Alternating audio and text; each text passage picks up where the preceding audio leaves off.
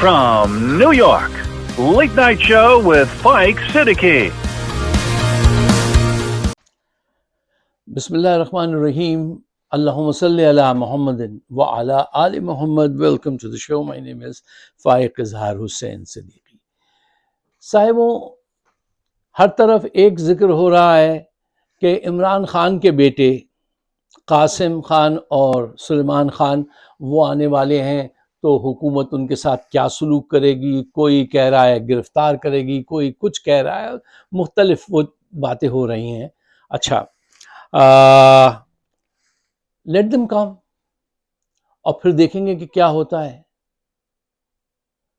अब इस वक्त जो हम उनके आने की उससे जो मोटिवेशन पैदा कर रहे हैं वो तो एक अच्छी चीज़ है, लेकिन जो मज़े ले रहे हैं इतना ज़्यादा उसको ज़रा कम कीजिए अपने मज़े को, क्योंकि और बहुत सारे अहम खबरें हैं जिन पे हमें एम्फेसिस करना चाहिए। देखिए, आज BBC की एक रिपोर्ट है, बड़ी तहलका खेज रिपोर्ट है कि फैसलाबाद से फ्रॉड करने वाले एक इतने बड़े ग्रुप को पकड़ा गया है जिसके मेंबर 149 अफराद वर इन्वॉल्व। उसमें से 48 या 46 चाइनीज़ थे, 6 बांग्लादेशी थे, 4 नाइजीरिया के थे और एक श्रीलंका, एक म्यांमार और दूसरे ममालिक के थे। अच्छा, देखिए, फ्रॉड तो हर सोसाइटी में होता है। पाकिस्तान में भी पहले ऐसे फ्रॉड होते थे कि भाई आप 1 लाख जमा कराइए, 2 लाख ले जाइए, ये होता रहा है। जो इसमें अहम पहलू है जिसमें मैं चाहता हूँ ज़रा आप गौर व फिक्र कीजिएगा और बराए मेहरबानी हमारी वीडियो ज़रूर आज शेयर कीजिएगा, ताकि एक जहन बनाया जाए कौम का, हम किस डायरेक्शन में जा रहे हैं, गड्ढे में गिरने से पहले हम समझ जाएं। ये मकसद होता है हमारे प्रोग्राम का। अच्छा, देखो, फिक्र की बात यह है कि अब बैनुल अक़वामी गैंग जो हैं वो पाकिस्तान में हेडक्वार्टर बनाने लगे हैं। ये फिक्र की बात है, बहुत फिक्र की बात है। अब फ्रॉड की बैनुल अक़वामी जो गैंग्स हैं वो अपने आप को बड़ा महफूज समझते हैं, उनको पाकिस्तान बड़ा रास आता है। ये बड़ी गहरी बात है, ये बहुत दुख की बात है। उसकी वजूहात क्या है, उनको तलाश करो, रूट कॉज को। हमेशा मैं कहता हूँ रूट कॉज तलाश करो।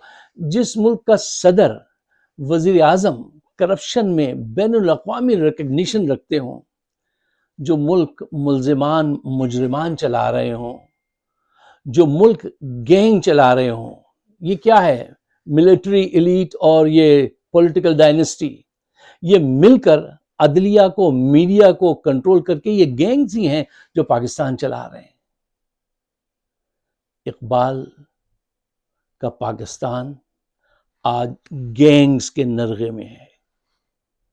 क्या इकबाल ने ये ख्वाब देखा था? इतना भयानक ख्वाब देखा था क्या?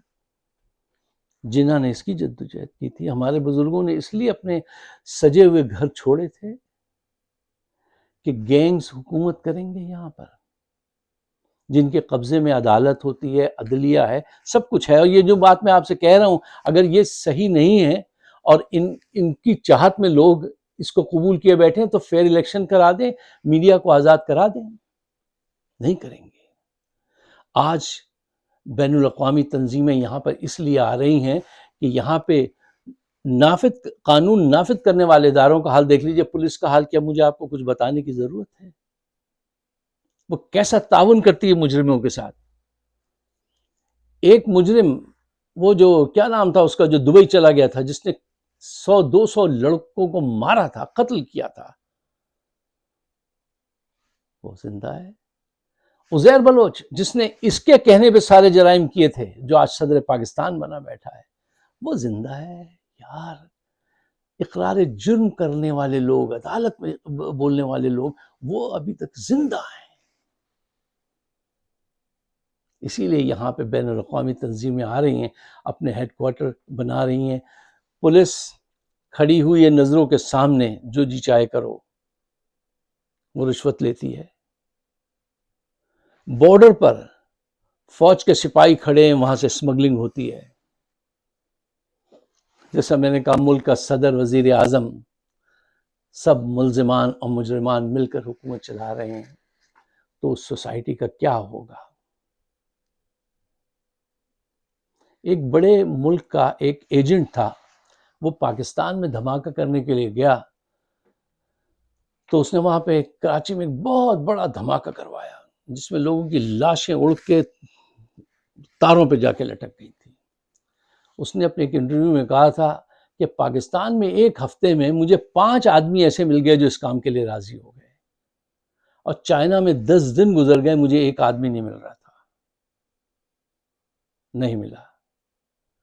یہ انجام ہوتا ہے جب آپ کرمنلز کو جو ہے حکومت دیتے ہیں، حق اور سچ کو جیل میں بند کرتے ہیں، اس کو 804 کا نمبر دیتے ہیں، اور جن کو واقعتاً جیل میں ہونا چاہیے، صاحب جن کو واقعتاً جیل میں ہونا چاہیے وہ سربراہ ہیں، تو کیا ہوگا؟ پوری دنیا سے کرمنل آ رہے ہیں اور وہاں پہ آ کے اپنا ہیڈ آفس بنا رہے ہیں۔ ہم ہر وقت گفتگو کرتے ہیں یہی عمران خان اور ان کی اور ان کی، ذرا ان جو معاشرے میں جو تبدیلیاں ہو رہی ہیں، معاشرہ جس تیزی سے نیچے آ رہا ہے اس کی طرف بھی بات سننی چاہیے، بات کہنی چاہیے، غور و فکر ہونا چاہیے۔ میں نے جب بھی اس طرف توجہ دلائی تو ہماری ویورشپ اتنی کمزور ہو جاتی ہے کہ میں شرمندہ ہوتا ہوں، میں کہتا ہوں یار میں جن کے لیے یہ بات کہہ رہا ہوں ان کو تو اس سے دلچسپی نہیں ہے۔ آپ اس کو پڑھانے جائیں کلاس میں اور اسٹوڈنٹس کو جس سبجیکٹ سے کوئی دلچسپی نہ ہو آپ اس پہ لیکچر دیتے رہیں تو واٹ گڈ اٹ از۔ آپ دل برداشت ہوتے ہیں، کہتے ہیں کہ یار یہ تو ان کا انٹرسٹ ہی نہیں ہے، معاشرہ کولیپس کر جائے۔ نہیں، ایسا نہیں کیجیے۔ مجھے الحمدللہ پھر بھی یہاں کچھ ایسے لوگ ہیں ہمارے ویورشپ میں جو اس کو سمجھتے ہیں، اور اس کو شیئر ضرور کیجیے گا۔ اچھا صاحب، ایک اور اہم خبر ہے، اس پہ بھی میں چاہتا ہوں ذرا آپ توجہ دیجیے۔ دنیا نیوز نے یہ رپورٹ کیا ہے کہ حکومت نے اس سال میڈیا پر 100 ارب روپے خرچ کیے ہیں۔ ان مالکان کو، میڈیا مالکان کو 100 ارب روپے کی خطیر رقم دی ہے اپنے حق میں خاموش رہنے کے لیے، کہ جو ہم کہیں وہ بتاؤ، جو ہم کہیں وہ سناؤ۔ اتنی بڑی رقم یہ لے کے خاموش بیٹھے ہیں، آرام سے سگریٹ پی رہے ہیں، چائے پی رہے ہیں، اور قوم کا جو حشر ہو رہا ہے ان کو اس کی کوئی پرواہ نہیں ہے۔ دیکھیے میڈیا، جس کو آپ 4th پلر کہتے ہیں ڈیموکریسی میں، کیا لیجسلیٹو، ایگزیکٹو اور جوڈیشری کے بعد جو سب سے اہم پلر ہے وہ کیا ہے؟ میڈیا۔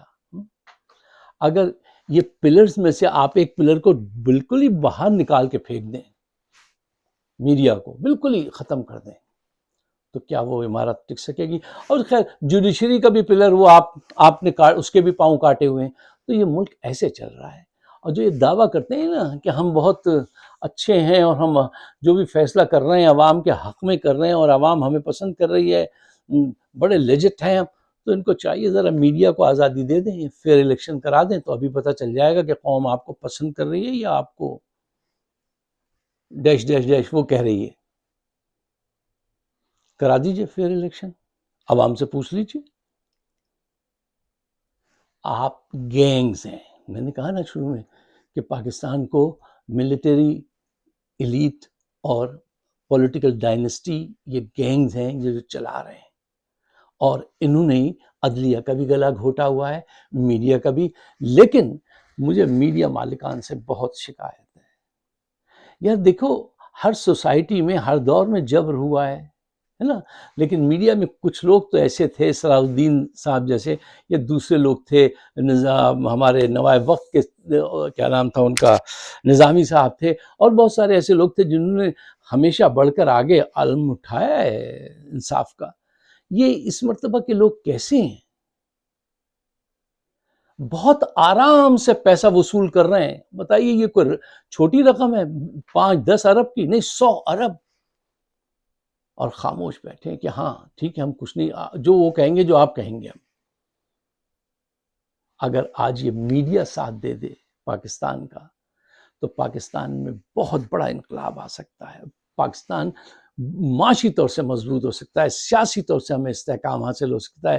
پوری دنیا میں ہمیں اس وقت جو مقام ملا ہے نا، ایک کلاؤٹ ملا ہے ہمیں یہ جھڑپ جیتنے کے بعد، اس کو ہم ایک سیاسی قوت میں بدل سکتے ہیں اگر یہ میڈیا ہمارے ساتھ آ جائے.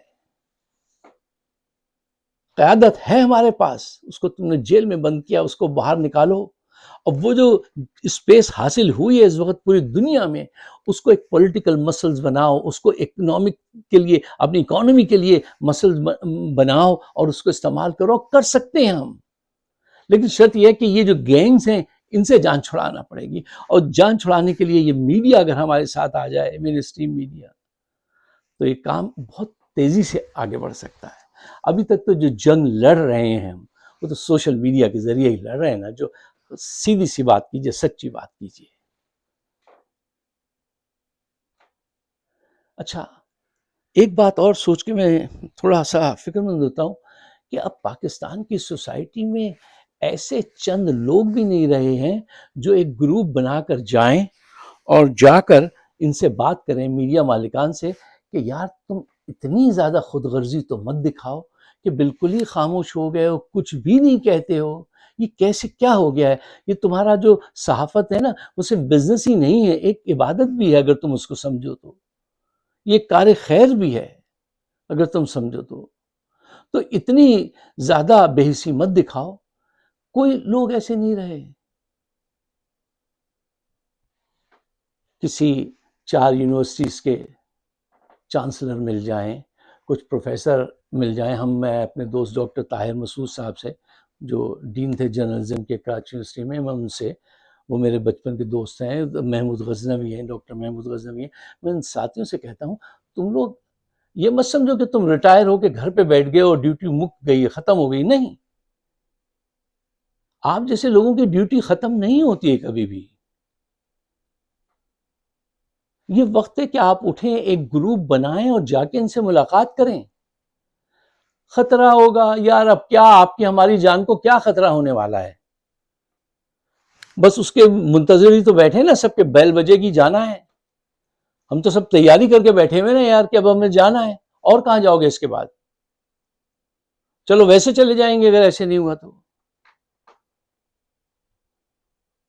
کس بات کا خوف ہے؟ تم سب کے بچے کی بھی شادی ہو گئی، سب کچھ ہو گیا، اب کس بات کا خوف ہے؟ اس معاشرے میں چند لوگ بھی ایسے نہیں ملتے جو جا کے ان کو سمجھائیں کہ اپنا فرض ادا کرو. یہ بہت بہت خطرناک بات ہے.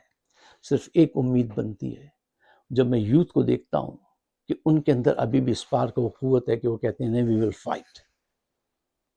ہر سطح پہ، سوشل میڈیا پہ بھی زیادہ تر انہی کے کارنامے ہیں جو ہمارے جیسے بڈھے ٹڈے نہیں، یہ ڈاکٹر شہباز گل، وہ ملک کیا نام ہے اس کا، وہ سارے ایسے لوگ جو ہیں، یہ لڑکے، یہ ان کا کام ہے جنہوں نے جو جگہ کے رکھی ہے. ہم نے، آپ نے کچھ نہیں کیا پاکستان کے لیے. زیادہ تر وقت ایسے گزر گیا سوچ و بچار میں، یا اپنے حق کی تلاش میں. کیا نہیں ملا، وہ تو نہیں ملا، جو نہیں ملا بھول جائیے اس کو، لیکن کچھ کیجئے.